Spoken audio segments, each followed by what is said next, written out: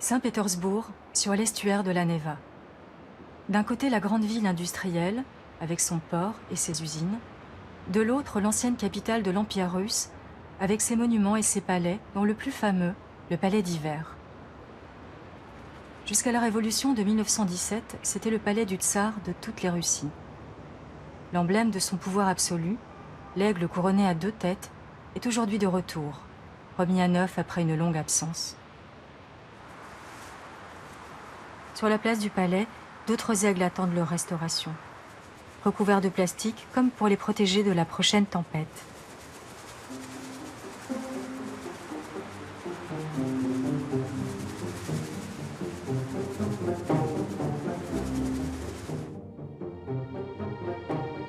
À l'autre bout de la ville, un de ces petits musées à la gloire de la Grande Révolution, comme il en exista des dizaines pendant les 73 ans du pouvoir soviétique.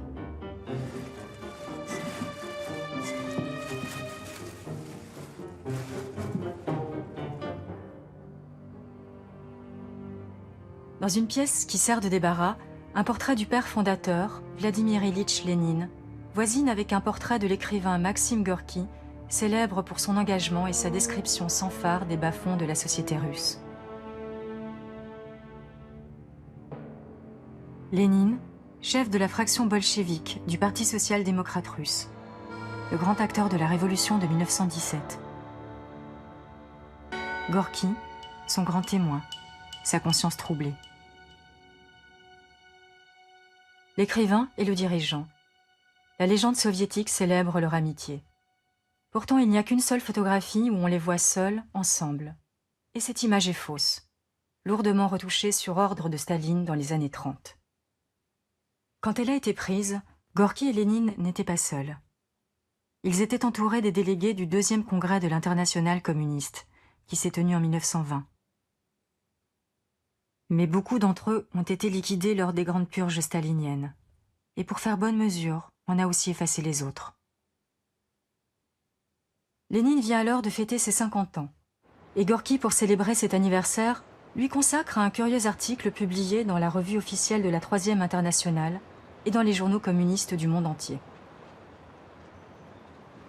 Soudain apparaît une figure qui, bien que je ne sois pas lâche, me fait peur quand je la regarde. L'aspect de ce grand homme qui, sur notre planète, manipule comme il veut le levier de l'histoire me terrifie. Car Lénine n'est pas seulement l'homme à qui l'histoire a confié la terrible tâche de remuer la fourmilière humaine bigarrée, mal bâtie et paresseuse qu'on nomme la Russie. Pour lui, la Russie n'est que le matériau d'une expérience commencée à l'échelle mondiale, planétaire.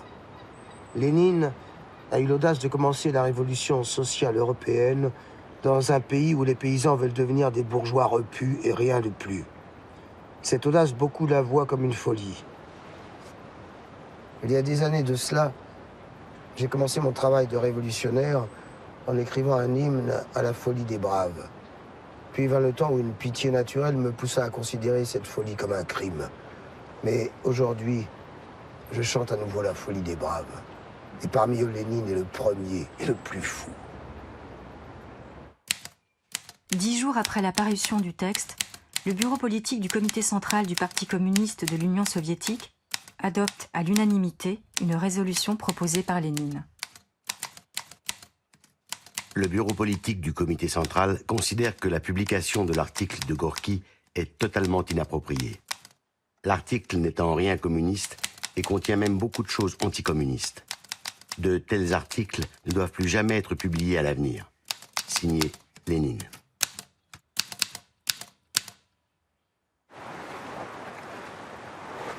Deux ans après cette interdiction, Gorki est sommé de quitter l'Union soviétique. Officiellement, il part à l'étranger pour soigner ses poumons malades. En réalité, il cède aux conseils amicaux et pressants de Lénine. C'est un exil qui ne dit pas son nom. Il erre pendant quelque temps à travers l'Europe, puis finit par poser ses 20 malles remplis d'archives dans une villa de Sorrente, dans le sud de l'Italie, en face du Vésuve. Le choix de Sorrente ne doit rien au hasard.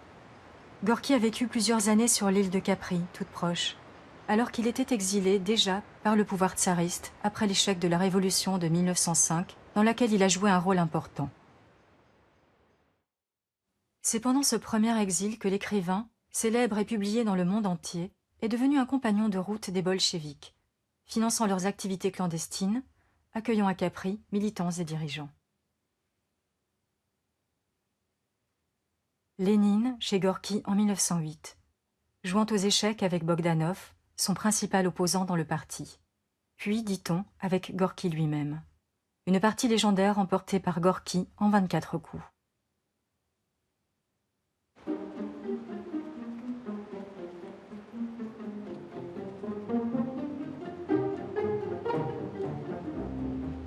Entre les deux exils, celui des années 10 et celui des années 20, il y a une révolution et une guerre. La guerre éclate en Europe en 1914. D'un côté l'Allemagne et l'Empire austro-hongrois, de l'autre la France, l'Angleterre et leur allié, l'Empire russe. Un pays immense, mais archaïque, soumis au pouvoir despotique du tsar. La guerre en révèle l'incurie et la fragilité. 3 années de défaite militaire, de répression politique et sociale, de misère. En février 1917, c'est la Révolution.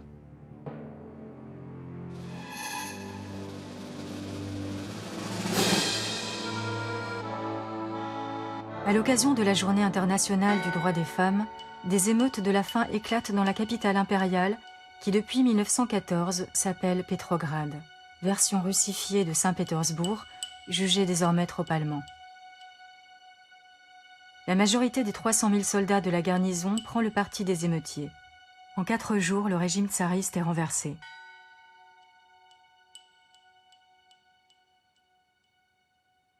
Pendant ces journées de février 1917, les combats font plus de 1000 morts. Pourtant, les seules images qui en restent sont ces photographies bien cadrées de révolutionnaires prenant la pose. Fusils toujours pointés vers le haut, vers les toits d'où les policiers tsaristes embusqués tirent sur la foule.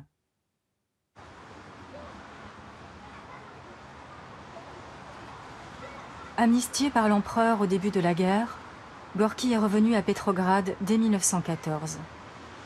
Il habite dans un immeuble Art Nouveau, Kronversky Prospect, au cœur des événements. En l'absence des grands leaders en exil ou en prison, il est alors la figure la plus emblématique de la Révolution. Il a des relations dans tous les milieux de la capitale et il a le téléphone. Son appartement devient le quartier général improvisé du mouvement. Tout le monde y vient aux nouvelles. Gorki lui-même sort peu. Il observe comme à distance, fasciné par ce qui se passe dans le parc de l'autre côté de l'avenue. Mais le plus étonnant, c'est que le grand écrivain n'écrit pas. En février 1917, il se contente de prendre des notes qu'il range dans des enveloppes pour plus tard. Plus tard, c'est en 1924, dans son exil de Sorrente. C'est seulement là qu'il reprend ses notes pour écrire une suite de croquis qu'il appelle lui-même des instantanés de révolution. Le jardinier. Février 1917. Les automobiles foncent dans la rue. Hurlements de moteurs, fracas de ferraille, éclaboussant de boue les murs et les passants. Soldats et marins s'y entassent. Les aiguilles d'acier de leurs baïonnettes ressemblant au piquant d'un hérisson géant et enragé. De temps en temps, on entend les claquements secs des coups de fusil. La révolution a commencé et le peuple russe est en mouvement. Il court comme s'il essayait d'attraper la liberté, comme si la liberté pouvait être ailleurs qu'en lui-même. Dans le parc, un jardinier travaille. Il est seul, ratissant calmement les allées. L'agitation folle de la rue ne l'intéresse pas. Il semble ne pas entendre les chants, les détonations, ne pas voir les drapeaux rouges. Je le regarde. J'attends le moment où il lèvera la tête et verra les voitures étincelant de baïonnettes.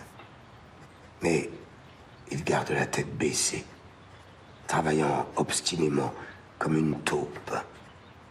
et aussi aveugle qu'elle.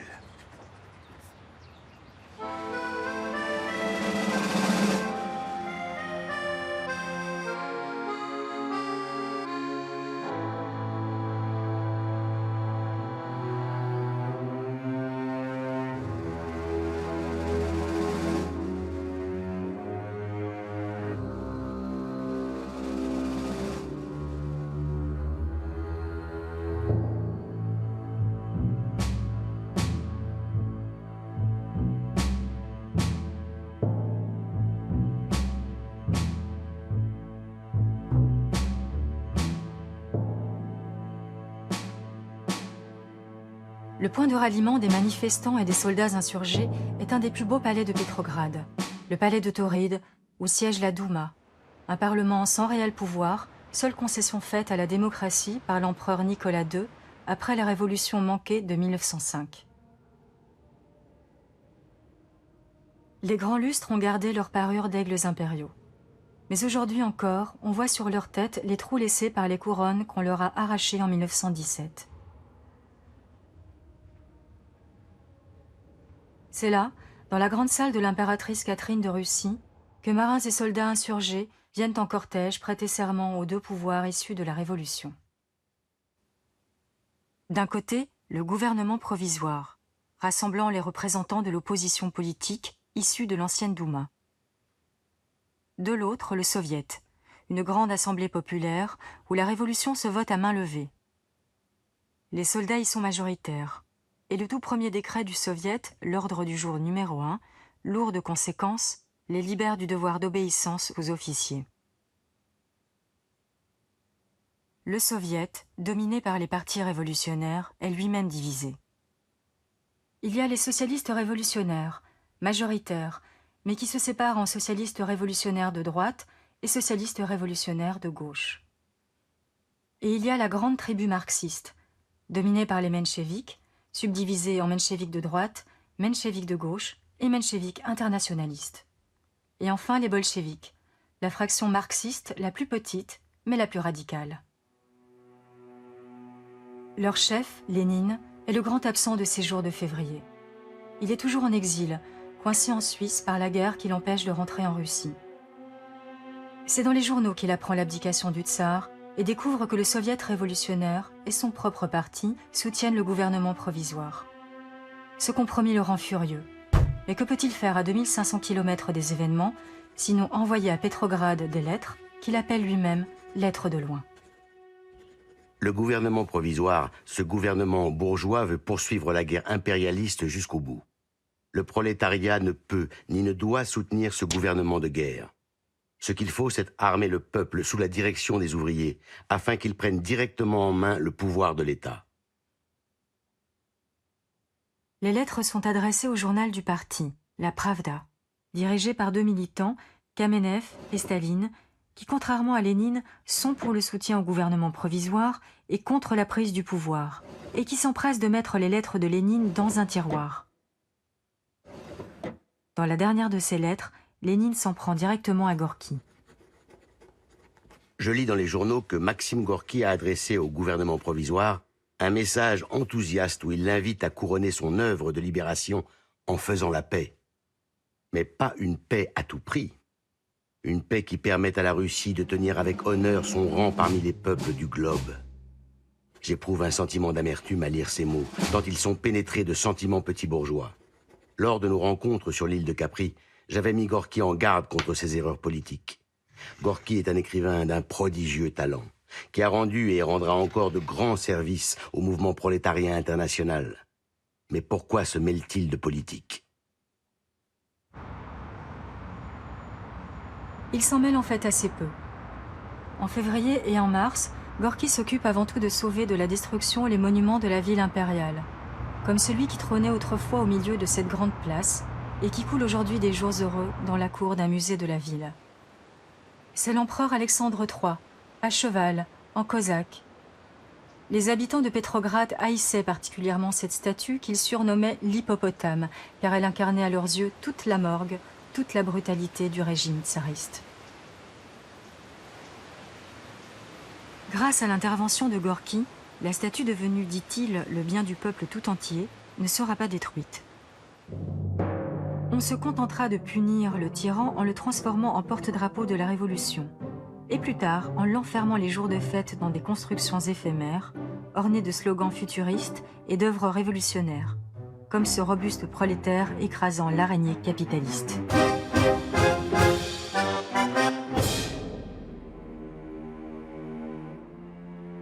Ce sont les deux visages de la Révolution de février. D'un côté, l'énorme explosion de fureur populaire qui brûle les prisons et les tribunaux, détruit les archives de la police, traque les agents de l'Ancien Régime.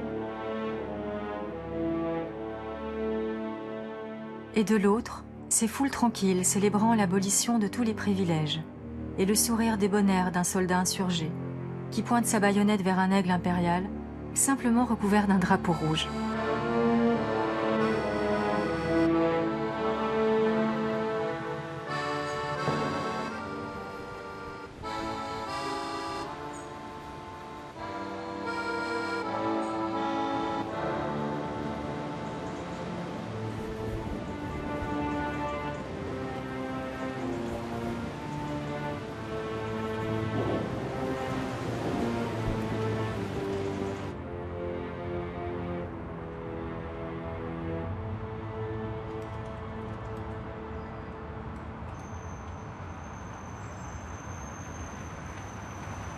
La gare de Finlande à Saint-Pétersbourg, une architecture banale de l'ère soviétique.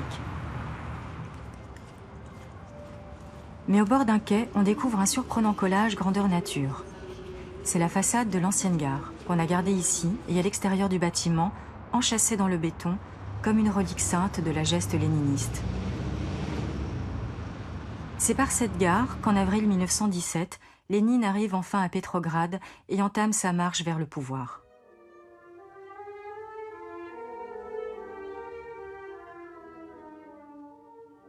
L'arrivée de Lénine, rejouée en 1929, dans le film Octobre de Sergueï Eisenstein. C'est une image de propagande, dont les effets de lumière semblent exagérés.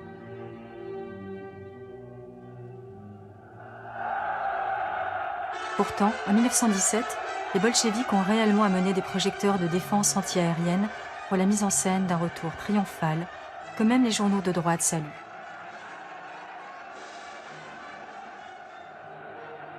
À peine sorti du train, Lénine snobe les représentants modérés du soviet venus l'accueillir et harangue ses partisans.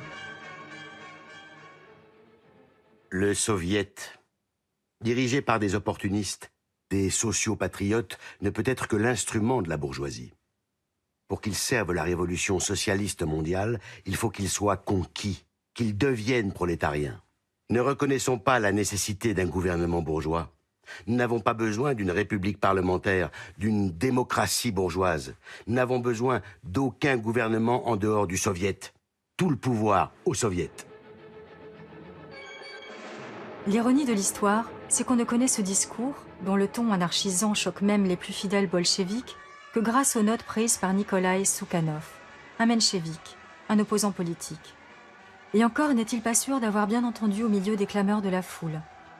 Car la première grande révolution du XXe siècle est aussi la dernière sans microphone ni haut-parleur. Elle se fait de vive voix ou par écrit. Le contrôle des grandes imprimeries est un enjeu crucial. Une des priorités du soviet et des partis révolutionnaires est de les faire occuper par les soldats insurgés pour pouvoir diffuser décrets et mots d'ordre. Chacun a son journal. Le soviet les Izvestia, les bolcheviks la Pravda. Et en avril, quand Gorky décide à son tour de rentrer dans le combat politique, il crée tout naturellement le sien.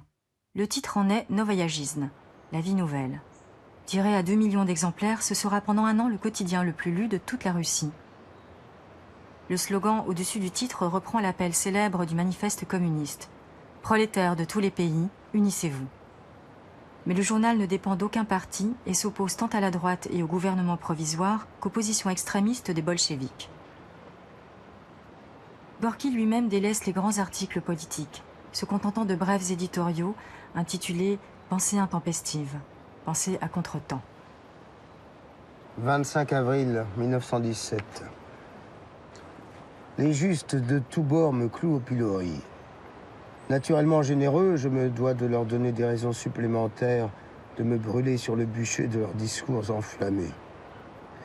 Depuis 17 ans, je me considère comme un social-démocrate et j'ai servi les grands desseins de ce parti dans la mesure de mes forces. Mais partout, je me sens un hérétique. On trouvera sans doute beaucoup de contradictions dans mes opinions politiques. Ces contradictions, je ne peux ni ne veux les concilier, car pour la tranquillité de mon âme, il me faudra alors tuer cette part de mon âme qui, passionnément et douloureusement, aime l'homme russe vivant, pécheur, pitoyable. Et voilà. J'en ai dit assez pour que les justes puissent me traiter de tous les noms.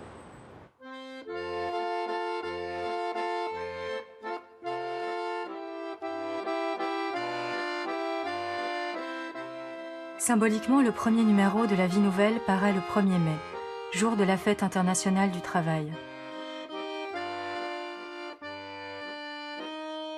Mais si Gorky salue comme il se doit ce 1er mai de la Russie libérée, d'emblée ces articles font entendre une note inquiète, qui tranche sur l'enthousiasme ambiant. C'est ainsi que le 3 mai, il évoque l'héritage du régime tsariste et de sa police politique, l'Okhrana, qui à peine 3 mois plus tôt traquait impitoyablement les opposants, les fichait et les espionnait grâce à ses milliers d'informateurs.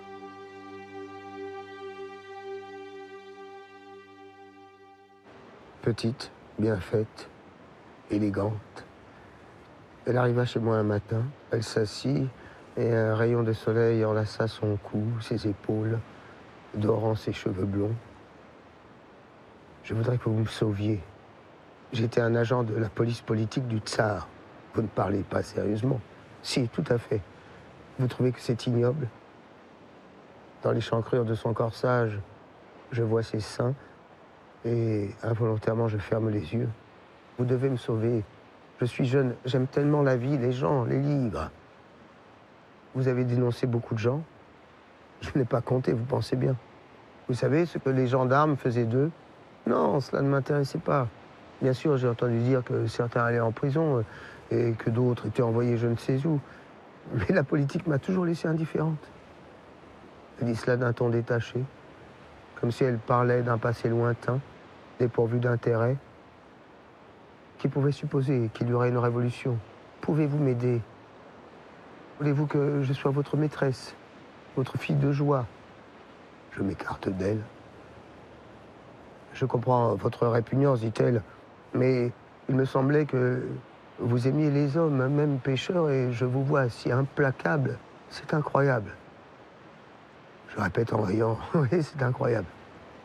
Et je me sens coupable en face de cette femme. De quoi je n'en sais rien. Mais ne suis-je pas moi aussi responsable de cette jeune vie bassement souillée par la boue de la délation? Dans la rue bat le ressac de la vague populaire, libérée. La vie est comme une ruche au printemps. Partout la fraîche odeur des mots nouveaux, le miel et la cire des pensées neuves. Et en même temps, je me sens cloué à un mur pourri. Crucifié contre ce mur par le souvenir acéré d'un être violenté que je ne pourrai jamais aider.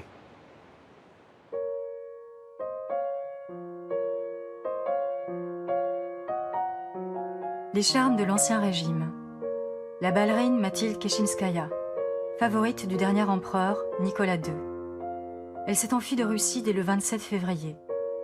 Les bolcheviks ont aussitôt occupé son magnifique hôtel particulier et y ont installé leur quartier général.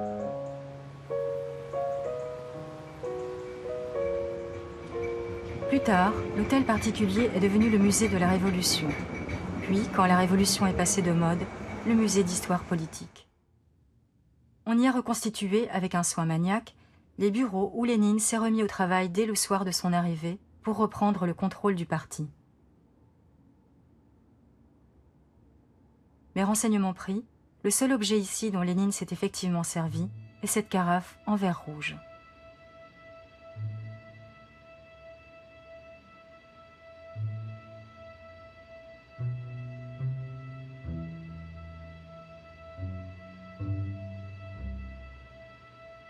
Au rayon vaisselle révolutionnaire, on expose aussi cette assiette peinte des années 30, où un Staline souriant vient accueillir Lénine à sa descente du train. Et cette autre assiette dont l'inscription dit « Qui n'est pas avec nous est contre nous », le slogan de Lénine emprunté à Saint-Mathieu. En l'appliquant à la lettre, en refusant toute concession, tout compromis, Lénine réussit en quelques semaines à reconquérir le parti et imposer sa ligne de rupture aux modérés Kamenev et Staline. La Russie est aujourd'hui le pays le plus libre du monde. La propagande est le travail le plus décisif pour faire avancer la révolution qui marque le pas. Nous sommes encore minoritaires aux soviets, nous devons devenir majoritaires. Expliquer la ligne prolétarienne, dénoncer la politique petite bourgeoise de soutien au gouvernement provisoire, poursuivre la propagande et l'agitation dans tous les régiments et toutes les usines. Et organiser et encore organiser le prolétariat, quartier par quartier, usine par usine.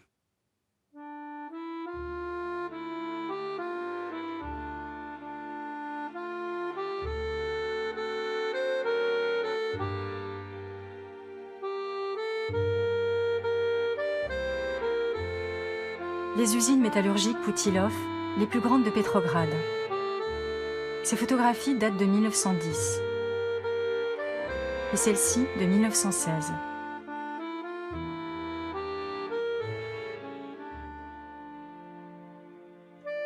Toujours en 1916, Nicolas II en visite dans l'usine. Mais pour l'année 1917, aucune photographie ne montre ce qui se passe dans les ateliers.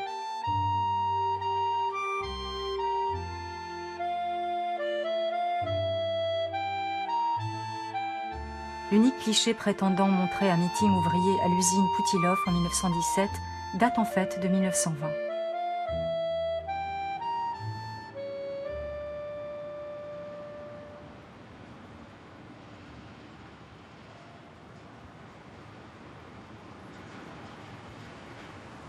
Séparées de la ville impériale par la Neva et les canaux, ces usines emploient en 1917 400 000 ouvriers. Elles sont, disent les slogans, le fer de lance de la Révolution. Mais la réalité, c'est une économie en pleine dislocation. Le chômage, la vie de plus en plus chère, les difficultés d'approvisionnement qui provoquent la famine. Et le soviet qui promet la révolution sociale mais ne fait rien pour tenir sa promesse. Tout comme dans les campagnes, où la terre est toujours aux mains des grands propriétaires. La réforme agraire tant espérée reste en lettres mortes. Et enfin, il y a l'armée. La seule garnison de Pétrograd compte 300 000 soldats. Ils ont fait la révolution. En majorité d'origine paysanne, ils veulent la confiscation et la distribution des terres, mais pas la collectivisation. La fin de la guerre, mais sans trahir les camarades du front. Car la guerre contre l'Allemagne continue, tant bien que mal. Le commandement, contesté par les comités de soldats et paralysé par l'ordre du jour numéro 1 du Soviet, est incapable d'imposer sa discipline. En mai et en juin, à l'approche des récoltes, les désertions se multiplient. Le 9 juin 1917. Un lecteur m'écrit. Un soldat m'a dit qu'il était déserteur parce qu'il devait s'occuper de ses 2 jeunes enfants que sa femme, la salope, avait abandonnés. À cause des femmes, les soldats désertent par centaines de milliers. Comment résoudre ce problème? Un groupe de paysans m'écrit. Nous vous prions de nous dire comment comprendre l'égalité officiellement proclamée entre les femmes et nous. Les paysans sous-signés s'inquiètent d'une loi qui peut avoir pour résultat un accroissement de l'inégalité maintenant que le village ne tient plus que sur les femmes. La famille est abolie, ce sera la ruine de l'agriculture. Un groupe de soldats m'écrit. Il y a de plus en plus de cas de soldats trompés par leurs femmes qui leur font subir un châtiment bestial. Usez, s'il vous plaît, de votre influence pour que la presse sociale dénonce ce phénomène et montre que les femmes ne sont pas les vrais coupables. On me demande que faire des pop, comment soigner la syphilis, d'envoyer des brochures sur les droits des femmes. Toutes ces questions ne trouvent pas de réponse dans nos journaux enferrés dans leurs querelles venimeuses. Leurs éditeurs oublient qu'il existe en dehors du cercle de leur influence des dizaines de millions d'hommes qui sentent s'éveiller en eux le désir profond d'édifier de nouvelles formes de vie. Ne pas leur répondre, c'est les mépriser. Et c'est une erreur terrible. Tout autant que la question sociale, la question de la guerre devient alors critique. Poussé par les Alliés, le gouvernement provisoire et une partie de l'armée veulent la poursuivre jusqu'au bout, jusqu'à la victoire finale, comme le disent les banderoles brandies dans les cortèges, qui réclament qu'on renvoie Lénine en Allemagne. Lénine le traître, qui ose réclamer une paix immédiate et sans condition. Ces patriotes ont un nouveau héros, le ministre de la guerre Kerensky, un socialiste révolutionnaire que tant ses partisans que ses adversaires appellent déjà le Bonaparte russe. Pour reprendre en main l'armée et raffermir le pouvoir du gouvernement provisoire, Kerensky lance en juin une grande offensive contre les troupes allemandes. C'est un désastre. Les Allemands repoussent l'attaque et avancent à leur tour de plusieurs centaines de kilomètres. Les pertes russes sont énormes, 40 000 morts, 10 000 prisonniers. L'échec de l'offensive donne un nouvel élan au mot d'ordre de Lénine, repris désormais dans toutes les manifestations contre le gouvernement provisoire.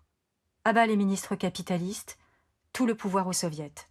Ou comme le dit un marin bolchevique interpellant Shkeisdey, le président modéré du soviet, « Prends le pouvoir, fils de pute, puisqu'on te le donne. » 27 juin 1917.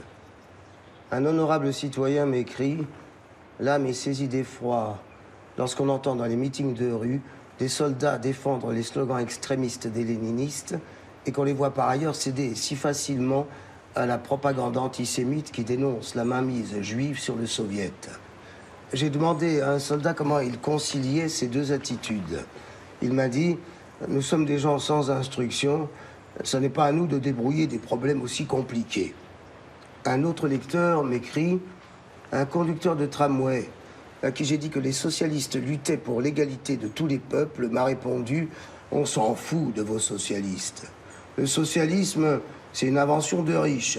Nous, les ouvriers, nous sommes bolcheviques. »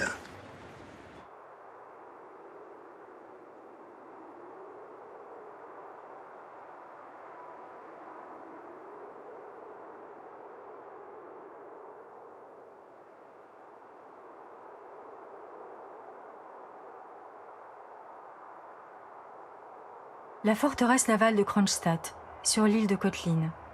Elle protège l'entrée de l'estuaire de la Neva. En hiver, on peut aller jusqu'à Petrograd, distante de 20 km, à pied sur la mer gelée.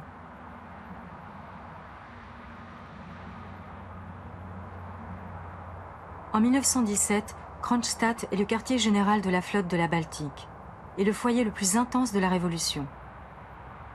Dès le mois de mai, le soviet de Kronstadt rejette l'autorité du gouvernement provisoire et les marins, dont beaucoup sont bolcheviques ou anarchistes, embarquent régulièrement pour Petrograd, où ils forment les troupes de choc des grandes manifestations et terrorisent les bourgeois.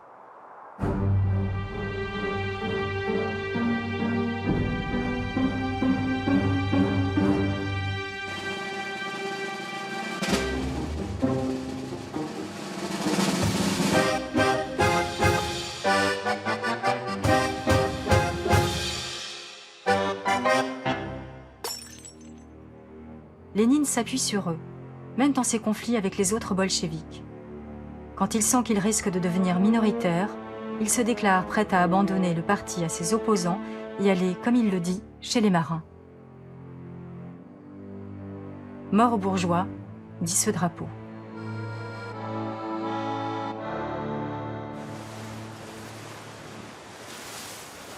Chaque jour, mon angoisse monte et je crains que la politique délirante de Lénine nous conduise bientôt à la guerre civile. Il est totalement isolé, mais ses slogans sont très populaires parmi les masses d'ouvriers sans instruction et une partie des soldats. L'État russe craque à toutes ses jointures et se disloque comme une vieille péniche par grande crue. Tout au long du mois de juin, Lénine joue un double jeu. D'un côté, il provoque le gouvernement provisoire par ses appels aux masses. De l'autre, il cherche à retenir ces mêmes masses pour garder le contrôle du tempo de la révolution. La moindre initiative malencontreuse de notre part peut tout faire échouer. Si nous étions capables aujourd'hui de prendre le pouvoir, il est naïf de croire que nous pourrions le garder. Même dans les soviets des deux capitales, nous sommes totalement minoritaires, pour ne rien dire des autres. Il ne faut pas anticiper le cours des événements, mais le temps est de notre côté.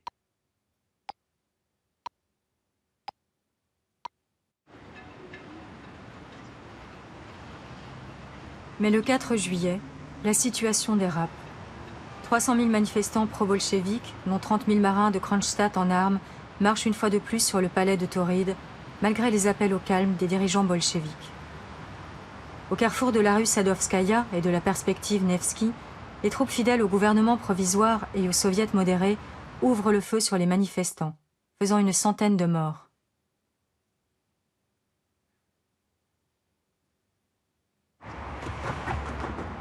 Puis le drame se déplace sur les ponts de la Neva.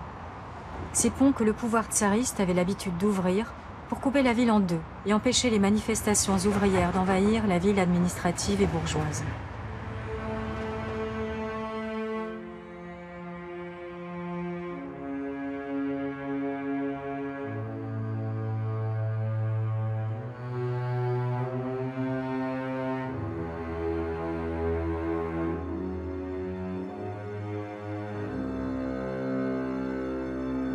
Le lendemain de la fusillade du 4 juillet, le gouvernement provisoire ordonne l'ouverture des ponts pour empêcher les manifestants de retourner de l'autre côté du fleuve et chercher refuge dans les quartiers ouvriers.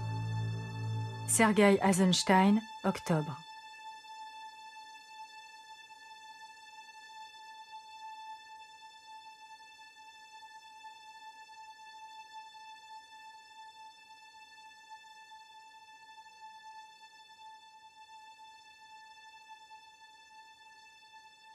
Les troupes du gouvernement provisoire désarment les soldats pro-bolcheviques, multiplient les rafles et les arrestations. Même l'appartement de Gorki est perquisitionné. C'est la fin de l'équilibre fragile né de la révolution de février.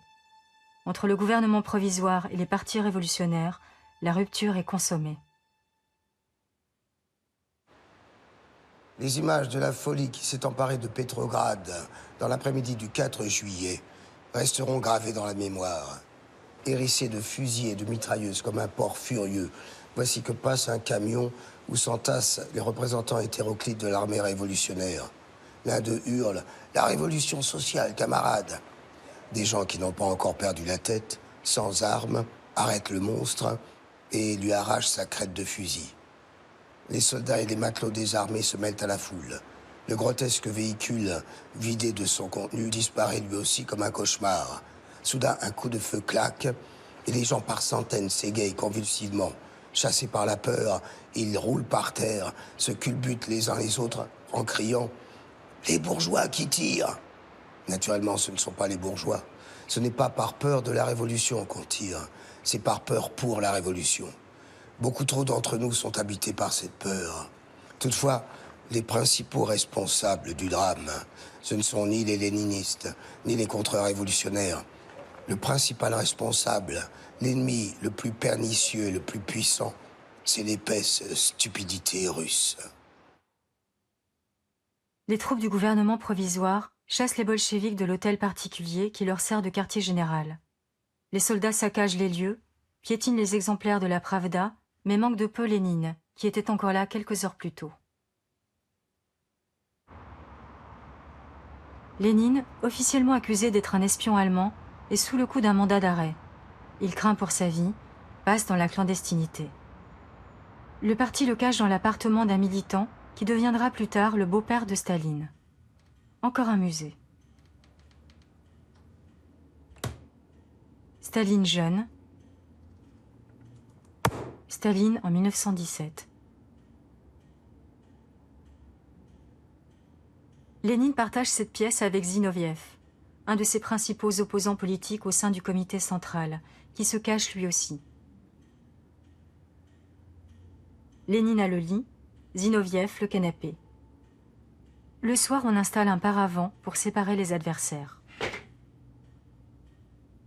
C'est ici que Lénine, privé de son journal La Pravda, interdit par le gouvernement provisoire, rédige une lettre aux camarades de la Vie Nouvelle, que la veille encore il traitait de phraseurs petits bourgeois. Permettez-nous, camarades, de faire appel à votre hospitalité, du fait de la suspension forcée de la Pravda. Certains journaux ont lancé contre nous une furieuse campagne de calomnie, nous accusant d'espionnage et d'entente avec une puissance ennemie. Ces méthodes employées contre nous ne sont rien d'autre qu'un assassinat légal. Les socialistes révolutionnaires et les mencheviks veulent-ils s'en rendre complices?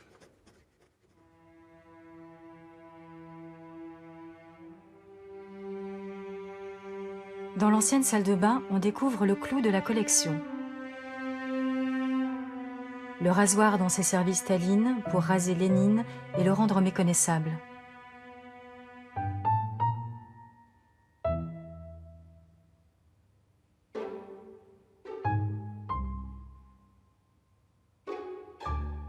Lénine imberbe et affublé d'une perruque, pose pour la photo d'identité de ses faux papiers.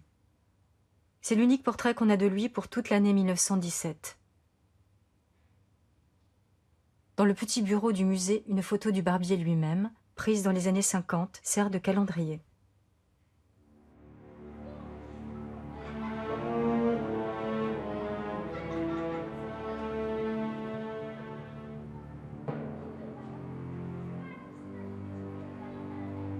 Désormais, la contre-révolution n'est plus une expression, mais un fait. Les bolcheviks sont exterminés dans les rues comme des rats, mais est désormais traité de bolchevique quiconque parle de contre-révolution.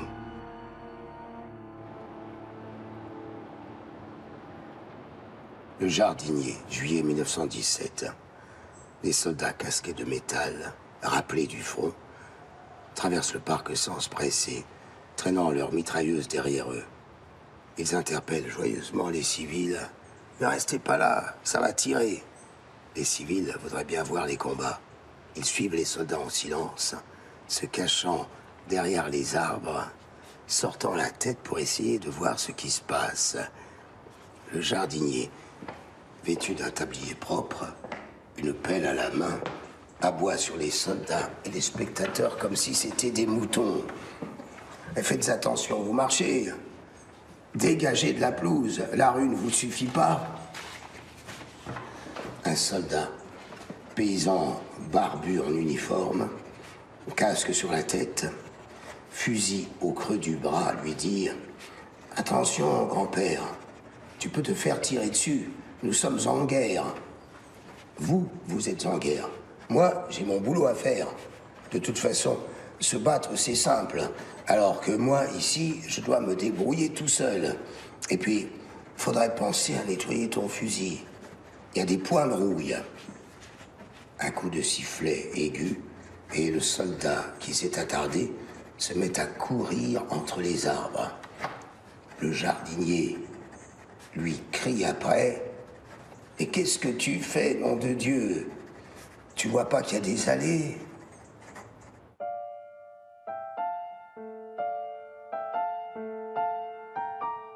Refusant par solidarité révolutionnaire de se joindre à la curée anti-bolchevique, le soviet et les partis de gauche sont sommés de quitter le palais de Tauride, qu'ils occupent depuis février.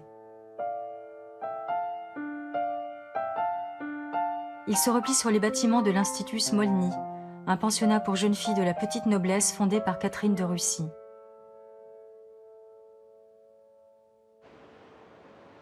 Kerensky, devenu chef du gouvernement provisoire, déménage lui aussi.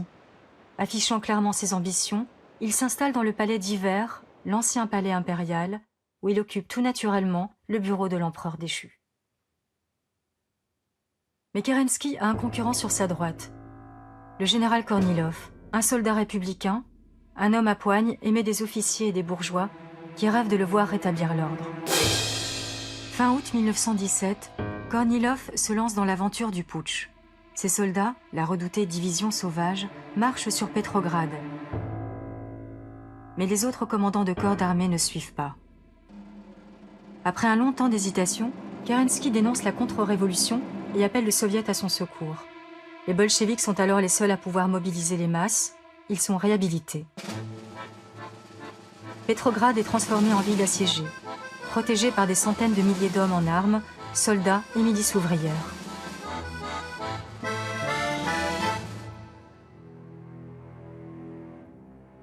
Mais les cheminots sabotent les voies ferrées, bloquant la division sauvage de Kornilov à une centaine de kilomètres de la ville.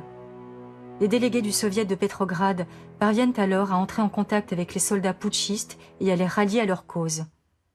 La division sauvage dépose les armes. Le putsch a échoué sans combat. Et pendant tout ce temps-là, Gorki se tait. Aucun article de lui, quand la Vie Nouvelle appelle à défendre la révolution contre Kornilov, et accuse Kerensky de connivence avec le général putschiste.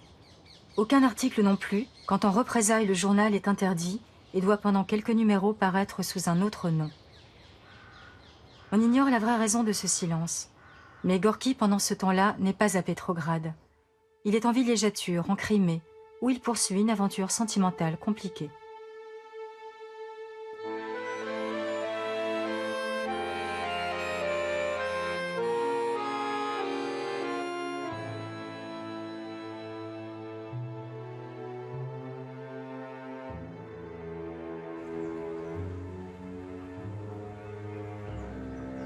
À 2000 km plus au nord, Lénine, lui aussi, est absent de la ville.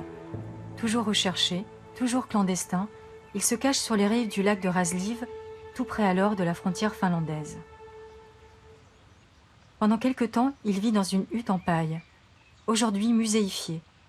Le musée de la hutte, ou des deux huttes, devrait-on dire, car à côté de l'éphémère hutte en paille, on en a élevé une durable, en granit.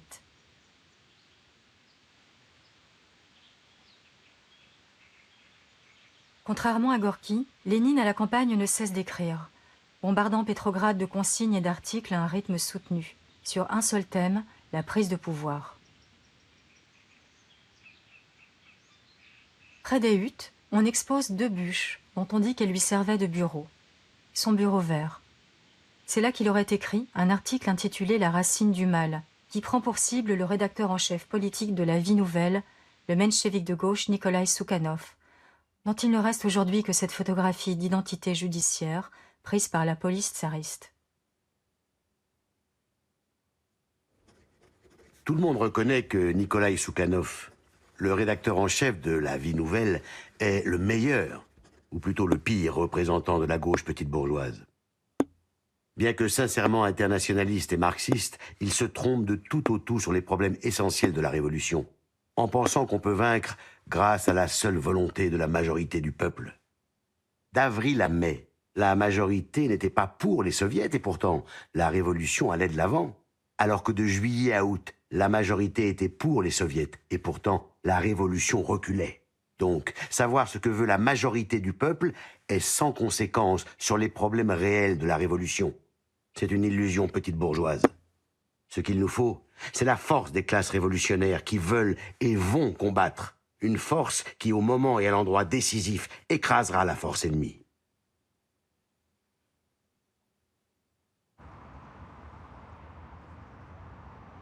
Le moment et l'endroit décisif, c'est le 10 octobre 1917, dans un appartement de rez-de-chaussée, quai de la Karpovka.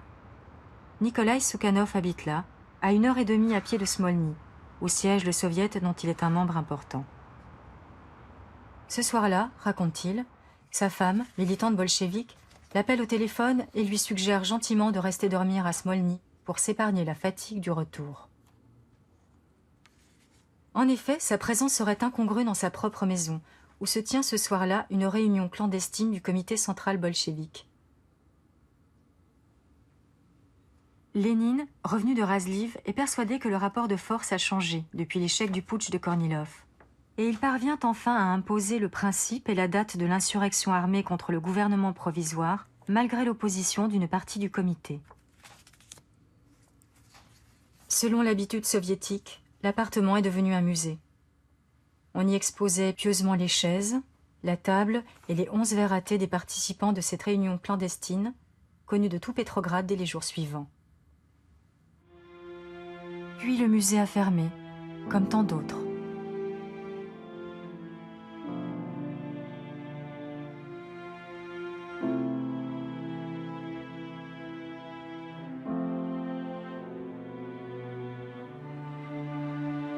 Une semaine après cette réunion historique, Gorki fait enfin son retour avec un article intitulé « On ne peut plus se taire ». Le bruit court de plus en plus insistant que le 20 octobre, il y aura une action bolchevique. Qu'on verra donc à nouveau des camions bourrés de gens dont les mains tremblantes de peur serrent des fusils et des revolvers. Et à nouveau, ces gens vont tirer dans les vitrines, dans la foule, n'importe où, pour tuer leur propre peur. Tous les sombres instincts d'une masse exaspérée par le démantèlement de la vie quotidienne, le mensonge et la boue de la politique éclateront. Une foule inorganisée, comprenant mal ce qu'elle veut, descendra dans la rue et, s'abritant derrière elle, aventuriers, voleurs et assassins professionnels entreprendront de faire l'histoire de la révolution russe. Le comité central des bolcheviks doit démentir ces rumeurs pour montrer qu'il a la capacité et la force de conduire les masses et qu'il n'est pas le jouet des caprices d'une foule sauvage, ni un simple instrument entre les mains d'aventuriers sans scrupules et de dangereux fanatiques. Dans le même numéro de la Vie Nouvelle, 2 membres du comité central, Kamenev et Zinoviev, mis en minorité à La Réunion, se déclarent résolument contre une insurrection prématurée, qui, selon eux, risque d'être fatale au prolétariat et à la Révolution. Et voici l'article agrandi pour mieux montrer l'ampleur de la trahison, dans un film de 1937 intitulé « Lénine en octobre ». Какая подлость, какая безмерная подлость! Где же граница бесстыдству? Читайте. Товарищ Василий, вот полюбуйтесь, как эти святоши, эти политические проститутки нас предали. Предали партию, выдали планы ЦК. Бандиты. L'explosion de rage de Lénine est avérée. Mais pour les spectateurs de 1937, ces injures contre Kamenev et Zinoviev rendaient un son plus actuel et plus sinistre. Les 2 hommes venaient d'être exécutés après un simulacre de procès sur les ordres de leur compagnon de lutte d'antan, Joseph Staline. Le même Staline qui, en octobre 1917, se charge de répondre à Gorki dans un article non signé paru dans un journal du parti. « Gorki est un vieux révolutionnaire dont le seul mérite est d'être vieux », écrit-il. « La révolution ne pleure pas ses morts, ni ne les enterre. »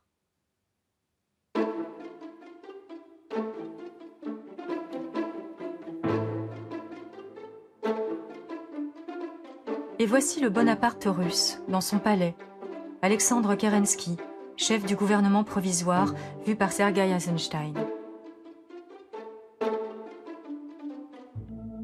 Kerensky, bien que totalement myope, refuse de porter des lunettes. Un jour, l'écrivain Isaac Babel, un protégé de Gorki, lui demande pourquoi. « Qu'ai-je besoin de voir les taches de rousseur sur le visage de cette fille ?»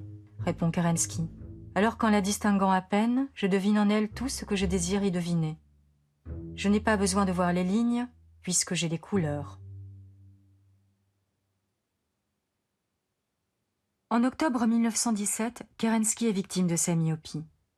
Il croit voir dans l'insurrection annoncée l'occasion d'écraser définitivement les bolcheviks. Il ne voit pas qu'ils se sont réorganisés et que l'échec du putsch de Kornilov leur a donné un nouvel élan, et surtout les armes que Kerensky avait eu tant de mal à leur enlever.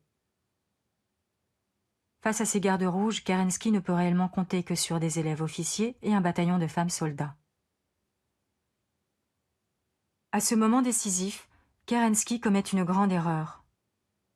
Alors que les 300 000 hommes de la garnison de Petrograd sont encore indécis, il ordonne d'en envoyer une partie au front. Les soldats refusent et se rangent du côté des bolcheviks.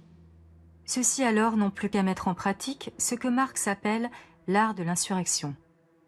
Occuper les ponts, la poste, le téléphone, le télégraphe, et priver ainsi le gouvernement provisoire de tout moyen de communication avec les troupes du front qui lui sont encore fidèles.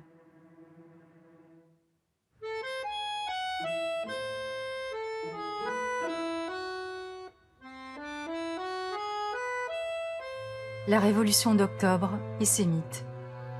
Une maquette du croiseur Aurora, montée sur un assemblage de tuyaux et de robinets, offerte au directeur de la Compagnie des eaux de Pétrograd par des plombiers soviétiques.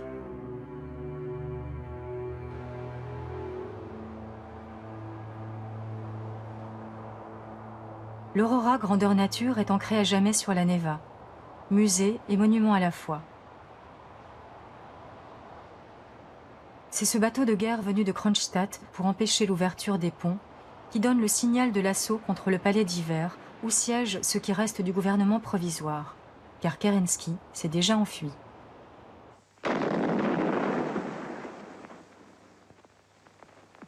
Mais ce n'est qu'un coup de canon à blanc, et l'assaut sans cesse repoussé ne commence que 2 heures plus tard.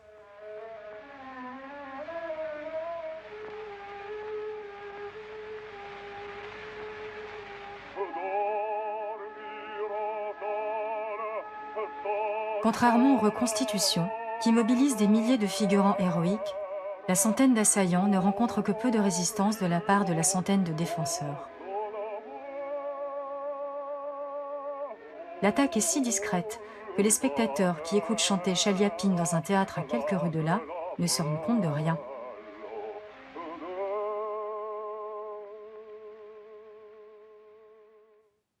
Le mythe d'Octobre sera par la suite régulièrement réécrit pour s'accorder aux brusques changements de direction politique qui feront d'innombrables victimes au fil des décennies.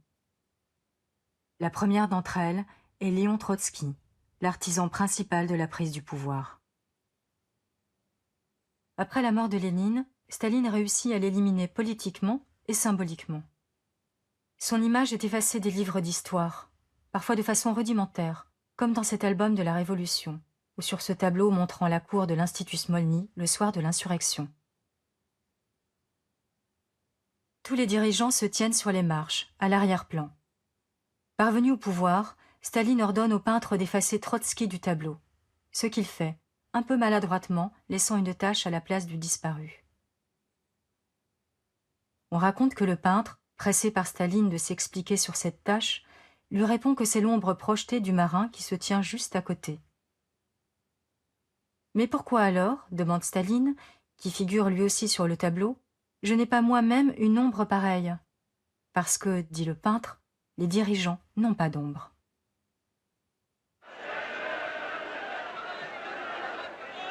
Staline, à son tour, connaîtra le même sort dans Lénine en octobre, un film qu'il a commandé.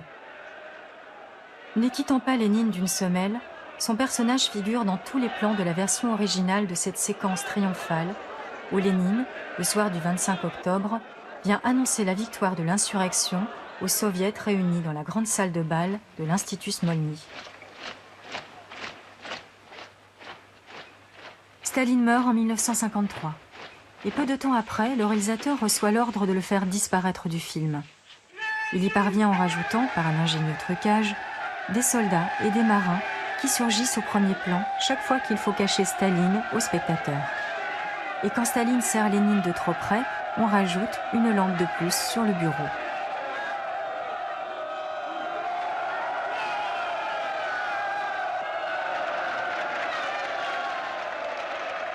L'effaceur, effacé.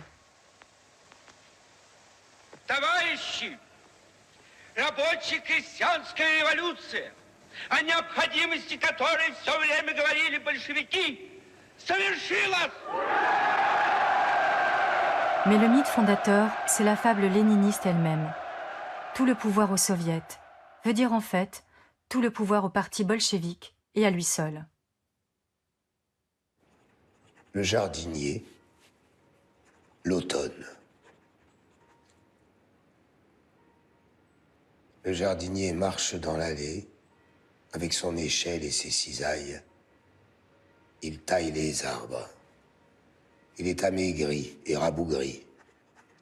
Ses vêtements pendent sur lui comme la voile d'un navire par un jour sans vent. À chaque branche coupée, ses cisailles claquent méchamment. En le regardant, je me dis que ni un tremblement de terre, ni un déluge ne pourrait l'empêcher de faire son travail.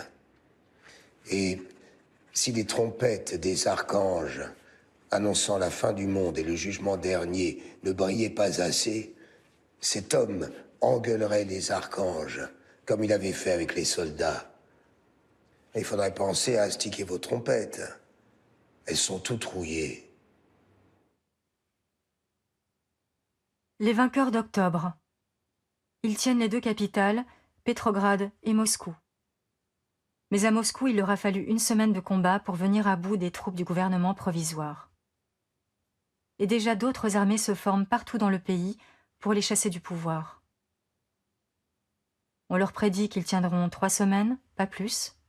Ils tiendront 70 ans.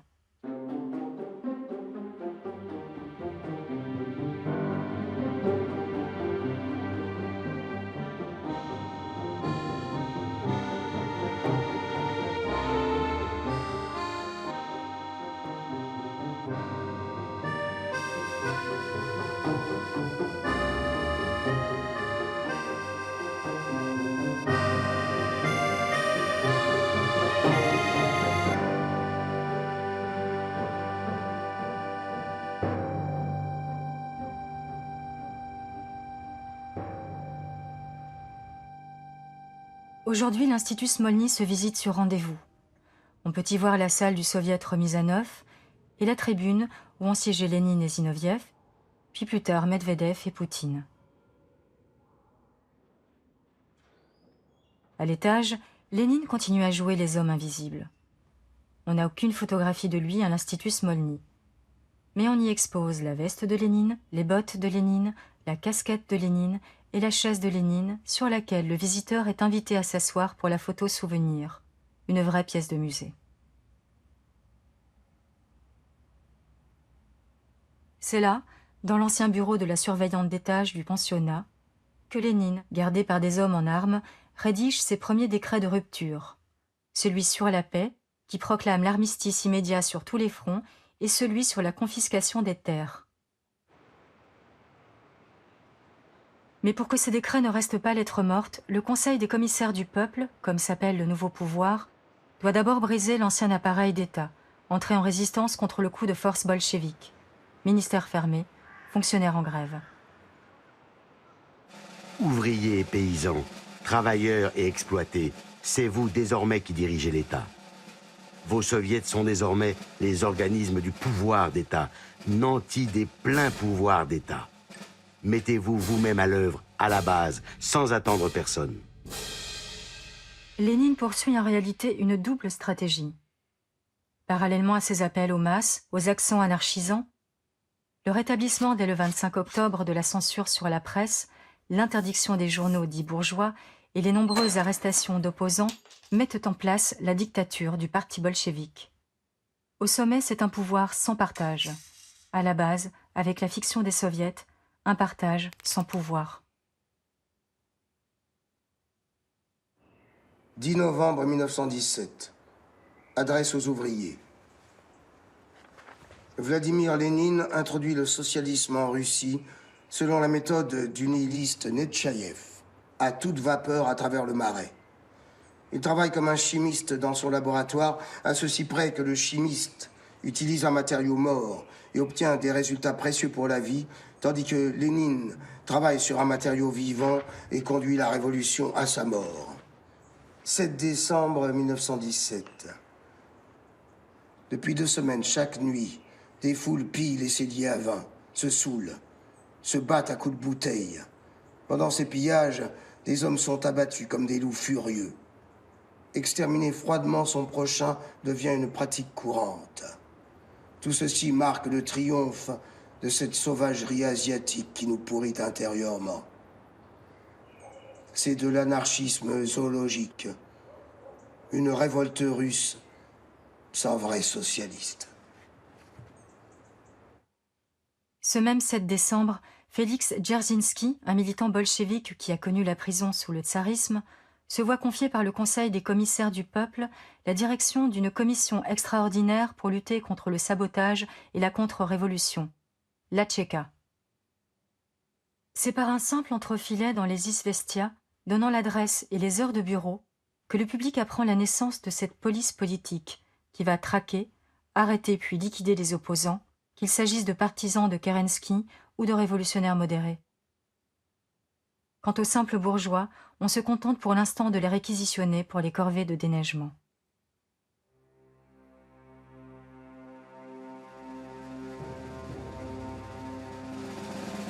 Il serait totalement stupide et absurdement utopique de croire que le passage du capitalisme au socialisme soit possible sans la violence d'État, sans la dictature.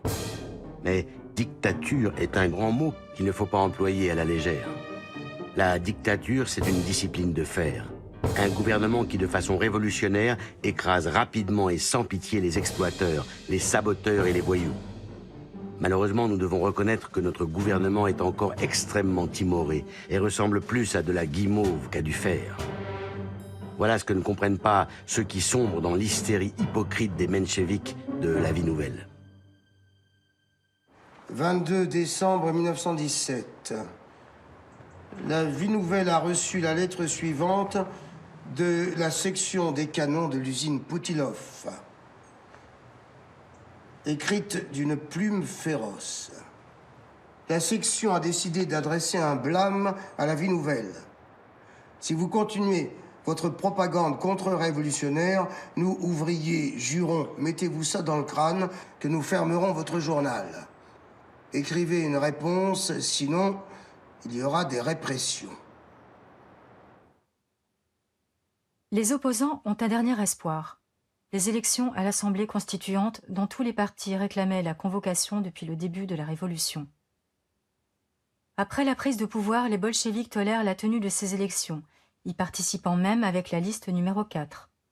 Mais ils n'ont plus que faire d'une assemblée démocratiquement élue, que leur propagande désigne désormais comme un rafiot à la dérive, embarquant pêle-mêle impérialistes français, généraux tsaristes, bourgeois et socialistes révolutionnaires. Le 5 janvier, l'Assemblée constituante tient sa première séance au palais de Tauride, sous la surveillance de marins rouges triés sur le volet par Dzerzhinsky lui-même, tandis que tout le quartier est bouclé par les soldats bolcheviks. Dans l'après-midi, ces soldats tirent à la mitrailleuse sur une grande manifestation pacifique de soutien à l'Assemblée. Bilan, 10 morts, des dizaines de blessés.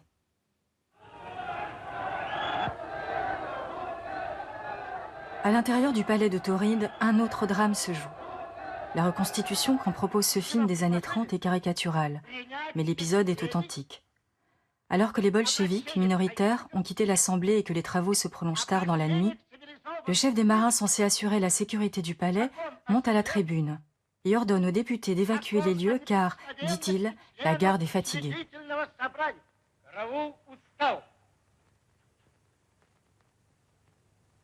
Объявляю закрытым первое заседание учредительного собрания.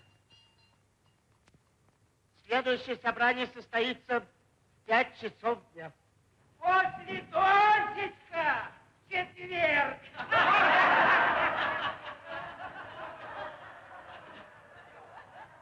C'est la fin de la brève parenthèse démocratique qu'a connue la Russie.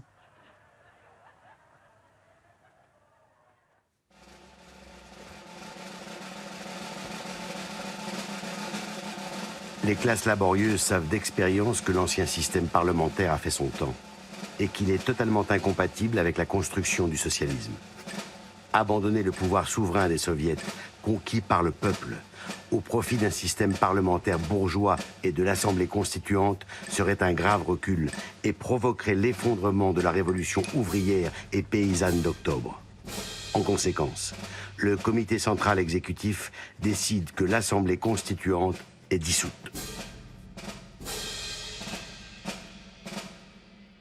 Le 9 janvier, le jour de l'enterrement des victimes, Gorky, qui a été témoin du dimanche sanglant du 9 janvier 1905, où l'armée du tsar a pareillement ouvert le feu sur une foule désarmée, écrit. 9 janvier, 5 janvier. Le meilleur d'entre les Russes ont vécu pendant un siècle avec l'espoir que l'Assemblée constituante permettrait à tous les démocrates d'exprimer leur volonté. Des dizaines de milliers d'ouvriers et de paysans sont morts pour cette idée en prison, sur la potence, sous les balles. Et voici que des commissaires du peuple ont donné l'ordre de tirer sur ceux qui manifestaient pour cette même idée. Des commissaires qui, tout au long de leur activité politique, ont fait expliquer aux ouvriers qu'il fallait lutter pour la constituante. Les commissaires du peuple comprennent-ils qu'ils anéantissent toutes les conquêtes de la Révolution? Ou alors est-ce qu'ils pensent que le pouvoir soit à nous et qu'ils crèvent tous?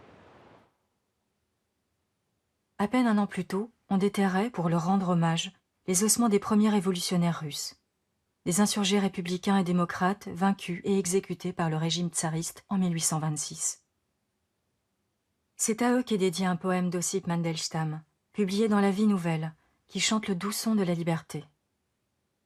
Mais en janvier 1918, l'idéalisme démocratique de Mandelstam est dépassé.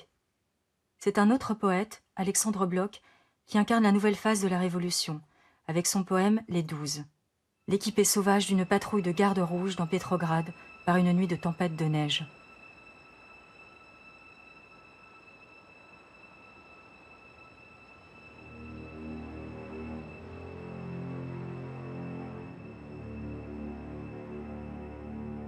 Camarades, tiens le fusil sans peur.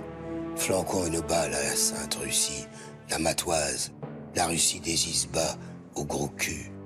Pour le malheur de tous les bourgeois, un incendie mondial nous allumerons, un incendie mondial plein de sang, et que Dieu nous bénisse.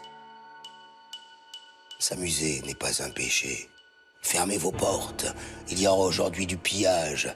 Ouvrez vos caves, les gueux font aujourd'hui la noce. Le vent joyeux, malfaisant et content, entortille les jupes, fauche les passants, arrache, froisse, balance la grande banderole, tout le pouvoir à l'Assemblée constituante.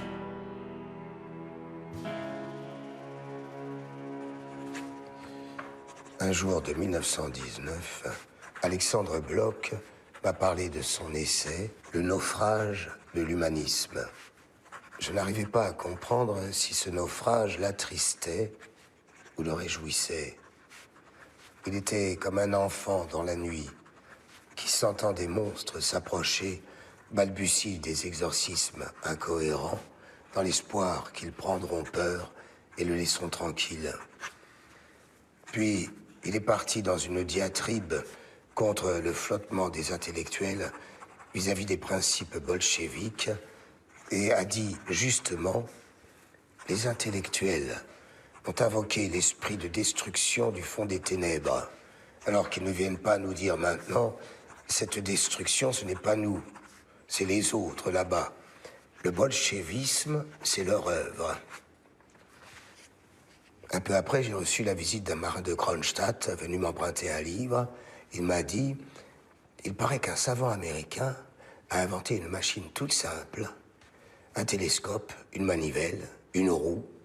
On tourne la manivelle et on peut tout voir. Analyse, trigonométrie, critique.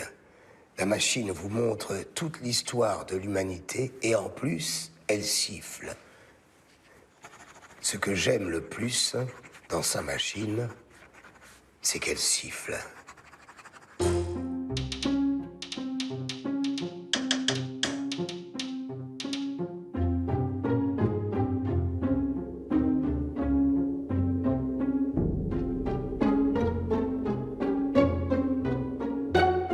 L'utopie communiste.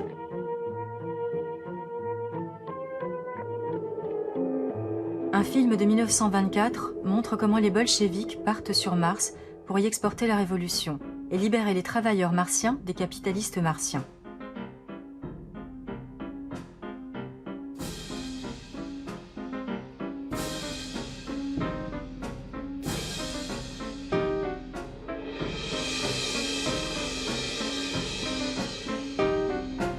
C'est aussi le grand pari de Lénine et des autres dirigeants bolcheviks en janvier 1918. Exporter la révolution russe, en faire le point de départ d'une révolution mondiale qui abolira à jamais capitalisme et impérialisme. Les espoirs bolcheviques reposent avant tout sur l'Allemagne et l'Autriche.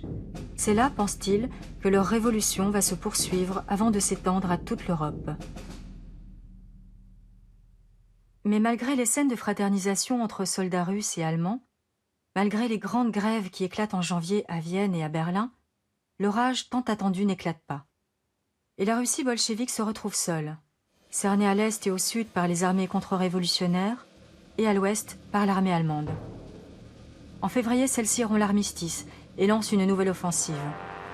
L'armée russe s'écroule. La gauche du parti bolchevique veut proclamer la guerre révolutionnaire et résister jusqu'au bout.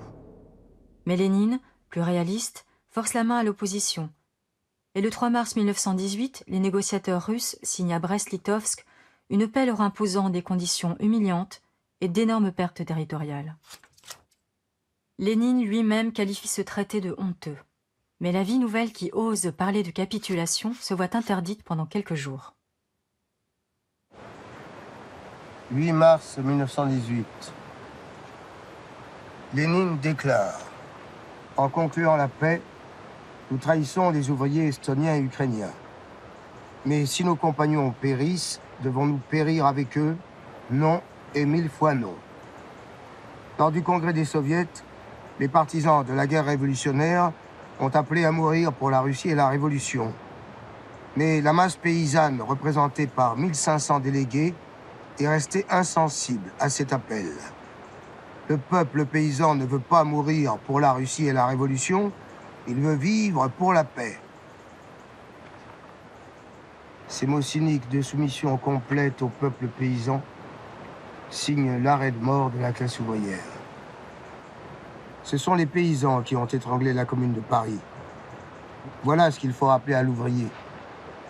Ses chefs l'ont oublié. Pourtant, Lénine est obsédé par l'exemple de la Commune de Paris, qui a duré 72 jours seulement avant d'être écrasée. Réalisant qu'il en était lui-même à son 73e jour au pouvoir, il serait, dit-on, descendu dans la cour de Smolny pour danser dans la neige.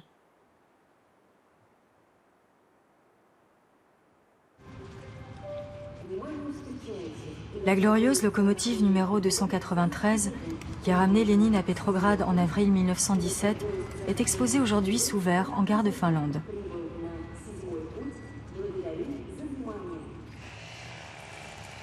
Aucun monument, par contre, ne commémore le train numéro 4001, par lequel Lénine et le Conseil des commissaires du peuple quittent Pétrograd pour Moscou en mars 1918. On craint que les Allemands, qui ne sont qu'à 2 jours de marche, ne prennent la ville, malgré le traité de paix. Le départ a lieu de nuit, sous la protection de soldats bolcheviques, d'une gare de marchandises qui aujourd'hui n'a même plus de nom.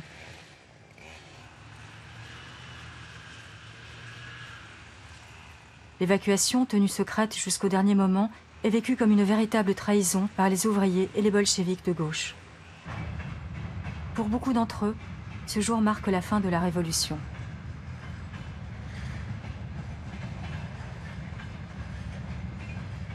Suivant les commissaires du peuple, c'est tout l'appareil administratif qui quitte Pétrograd avec armes et bagages.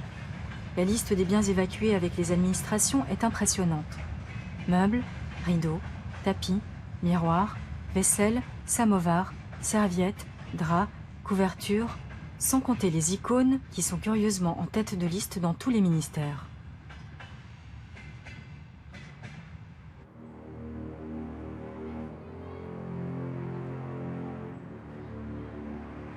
Tout le monde fuit d'ici, à pied, à cheval, en train. Dans la rue gisent des chevaux crevés, les chiens les rongent, les habitants se promènent en enviant les chiens. Des enfants meurent beaucoup. Que me reste-t-il à dire? Tout est si détestable et nauséabond que je n'ai plus envie de parler de rien.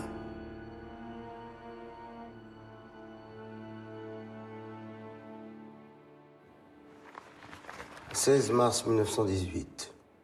Une partie de notre intelligentsia s'est convertie à l'idée pernicieuse d'une singularité russe et à une semi-adoration sentimentale pour le peuple élevé dans la servitude, l'alcoolisme et les sombres superstitions de l'Église.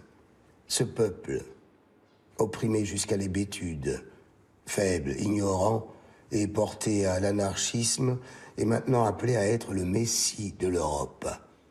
Cette curieuse idée sentimentale ne gêne pas les commissaires du peuple. Ils veulent allumer avec le bois humide russe un brasier qui éclairerait le monde occidental. Ils ont allumé ce feu. Il brûle mal et répand en Russie une odeur infecte de crasse, d'ivresse et de cruauté. Et l'on traîne et l'on pousse sur ce Golgotha la pauvre Russie pour la crucifier au nom du salut du monde. N'est-ce pas du messianisme à 100 à l'heure?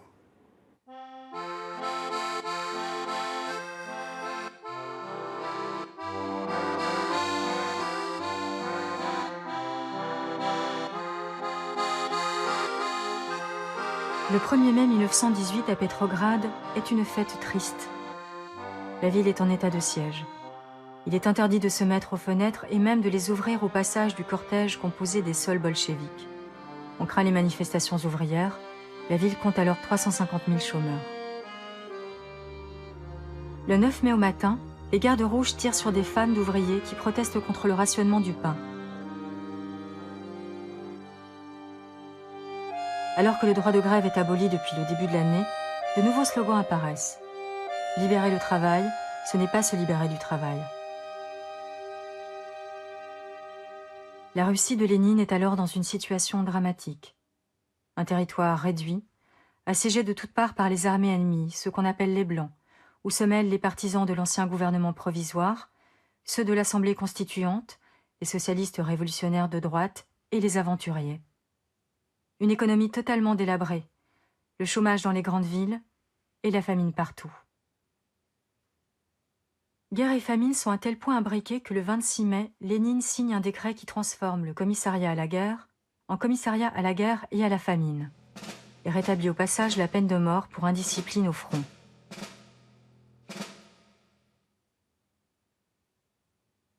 Dernier journal indépendant dans toute la Russie bolchevique, La Vie Nouvelle paraît de plus en plus difficilement. On censure ses articles, on l'interdit à plusieurs reprises pour quelques jours. Le responsable du contrôle de la presse et de la censure est un militant bolchevique de 27 ans, Volodarsky, dont la statue géante datant des années 30 salue aujourd'hui les HLM au bord de la Neva. À l'origine, le monument de Volodarsky était plus modeste. Une simple colonne brisée, érigée à l'endroit où il a été abattu le 20 juin 1918 par un ouvrier socialiste révolutionnaire de gauche. Alors qu'au même moment, un autre militant du même parti tuait l'ambassadeur allemand dans l'espoir de relancer la guerre révolutionnaire. À ce double assassinat, les bolcheviks répondent en proclamant officiellement la Terreur rouge.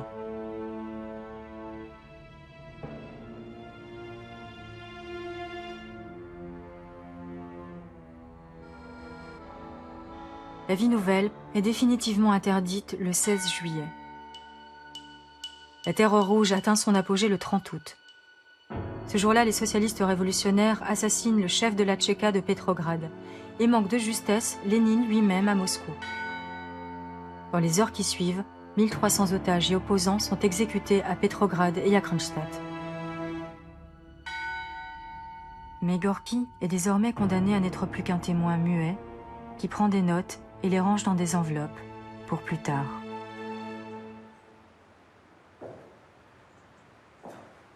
La ville est accablée de chaleur, frappée de stupeur, enterrée dans un silence interrompu seulement par instants par une vague de sons délirants. Une voix de fausset chante plaintive dans le ruisseau d'argent, dans le sable doré. Je cherche les traces d'une belle demoiselle. Une voix rauque l'interrompt. Qu'est-ce que tu as fait ce matin? Un peu de tir. Combien? 3. Ils sont hurlés? Non, pourquoi? Tu veux dire qu'ils se laissent faire sans réagir? Oui. Ils sont disciplinés à leur façon. Ils savent qu'ils se sont attirés des ennuis et qu'ils doivent payer. Des nobles? Non. Ils se sont signés devant la fosse. Des gens normaux. Un moment de silence. Puis la chanson reprend. Lune brillante, guide-moi.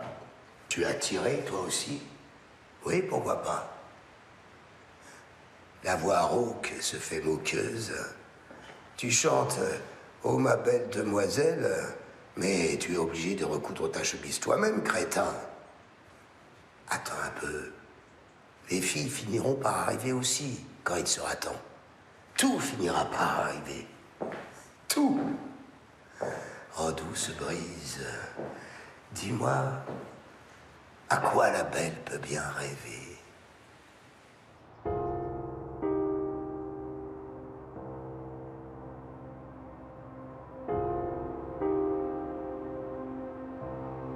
Mars 1921. En accomplissant la révolution d'octobre, la classe ouvrière avait espéré réaliser son émancipation. Mais il en résulte un asservissement plus grand encore. Les communistes ont remplacé la faucille et le marteau par les baïonnettes et les fenêtres à barreaux, qui leur servent à protéger la vie calme et insouciante de leur nouvelle bureaucratie. Cette oraison funèbre de la Révolution, ce sont les marins de Kronstadt qui la prononcent. Eux qui ont tant fait pour porter les bolcheviks au pouvoir, entrent à nouveau en rébellion en mars 1921, pour exiger à nouveau tout le pouvoir aux soviets, mais cette fois sans les bolcheviks. À Kronstadt, sur la grande place d'armes, il y a cet étrange monument, et un aimable historien local qui est allé emprunter un ballet dans la cathédrale toute proche.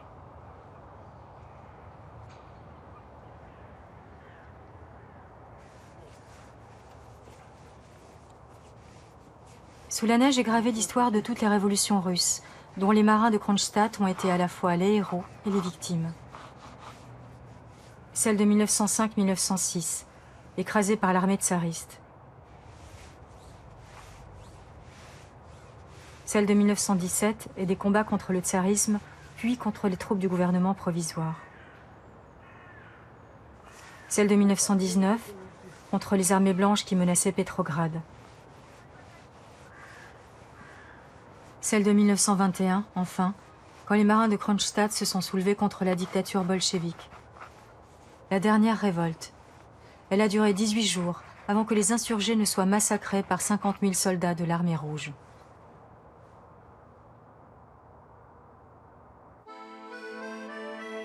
L'historien, un militaire à la retraite, est lui-même l'arrière-petit-fils d'un de ces marins.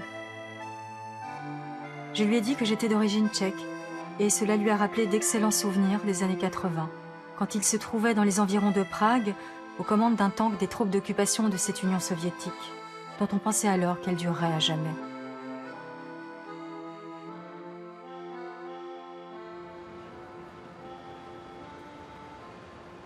De 1917 à 1921, mes rapports avec Lénine furent loin d'être ce que j'aurais souhaité. Mais il ne pouvait en être autrement. Lorsqu'en 1917, arrivé en Russie, Lénine publia ses thèses d'avril, je jugeais qu'il sacrifiait aux paysans russes la petite et héroïque bande des ouvriers politiquement éduqués et de tous les intellectuels sincèrement révolutionnaires. Cette force agissante, unique, allait être jetée comme une poignée de sel dans le marais fade de la campagne et elle s'y dissoudrait sans laisser de traces, sans changer l'esprit, la vie et l'histoire du peuple russe.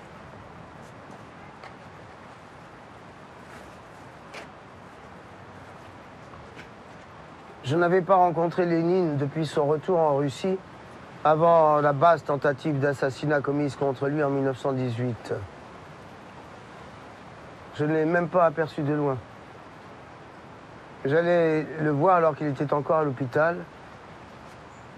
Notre rencontre fut très amicale, mais bien entendu, ses yeux regardaient en moi l'égaré avec une pitié manifeste. C'est un regard auquel je suis habitué. Voilà 30 ans qu'on me regarde ainsi. Puis Lénine me dit avec passion, qui n'est pas avec nous est contre nous. Dans l'histoire, les hommes indépendants sont une fantaisie.